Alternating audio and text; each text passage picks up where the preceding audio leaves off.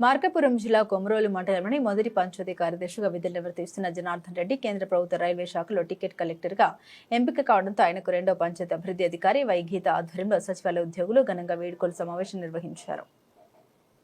ఈ సందర్భంగా పంచాయతీ అభివృద్ధి అధికారి వైగీత మాట్లాడారు. ఇటీవల తాను కొమరోలు స్వర్ణ గ్రామ వార్డు సచివాలయంలో బాధ్యతలు చేపట్టినప్పుడు జనార్దన్ రెడ్డి అందించిన సహాయ సహకారాలు ఎంతో విలువైనవని తెలిపారు. విధి నిర్వహణలో ఆయన నిబద్ధత, క్రమశిక్షణ, సహోద్యోగులకు అందించిన మార్గదర్శకత్వం ఆదర్శప్రాయమని కొనియాడారు. వీఆర్ఓలు రమణారావు, హనీషా, వెల్ఫేర్ అసిస్టెంట్ శ్రీనివాసులు మాట్లాడారు. జనార్దన్ రెడ్డి మొదట ఆర్మీలో దేశానికి సేవలందించి అనంతరం పంచాయతీ కార్యదర్శిగా ప్రజలకు జవాబుదారీతనంతో సేవ చేశారని ప్రశంసించారు.